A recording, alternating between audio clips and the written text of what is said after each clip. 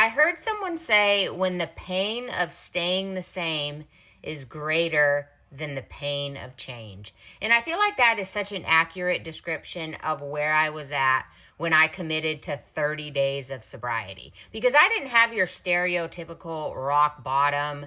My spouse wasn't about to leave me, which honestly I'm shocked he wasn't.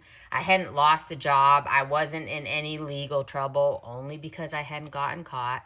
And I really didn't want to quit drinking. I didn't have a moment where it just all clicked and I was like, oh, I'm just ready. I could just see that my life, how it was so miserable. My physical health was horrible. My mental health was horrible. I had no will to live. I didn't care about anything. The only thing that mattered to me was drinking. I felt like that was the only good thing in my life. I had no motivation, I had no energy.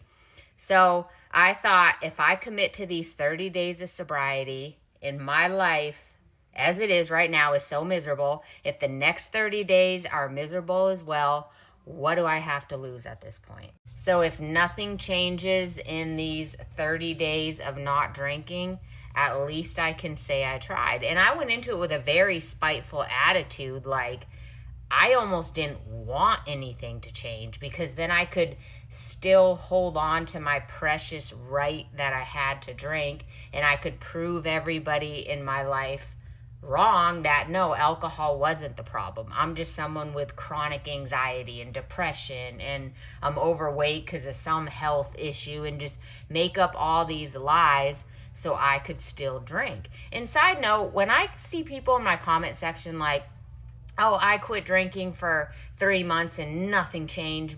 I'm still miserable. My life is still miserable. I get where that line of thinking is coming from, but where it's coming from is you still not wanting to give up alcohol. You're still holding on to that right to drink because you don't want to acknowledge the change in your life, because there's no way you can go 3 months without drinking and nothing changed in your life. Like the obvious one, have you had a hangover?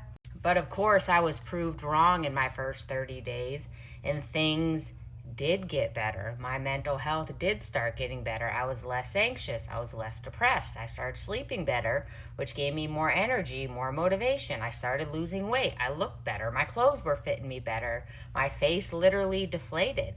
I couldn't deny that going without alcohol, change was happening. So oddly, in a way, I'm thankful that my drinking did spiral as much as it did. I'm thankful that it did get as out of control, that my mental health did get as bad as it was, that I did get to that low of a place. Because I think had I been able to keep my high functioning alcoholic status up and still able to perform and still able to do all these things, had I still been in that place, I don't know that I would have gotten to a place that I would be so miserable that I was willing for change. And in order for change to happen, I had to create an environment for change.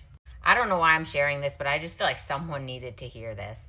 And if you think that quitting drinking is going to be so hard, you don't think you can do it, once you quit and you get to the other side of it, you are going to very clearly see that your life actively drinking and all that crap you were living in was so much harder than quitting drinking ever was, because you spent a lifetime being miserable. When you quit drinking, you have a few weeks where it's not fun, but after that, you're on the up and things do get better.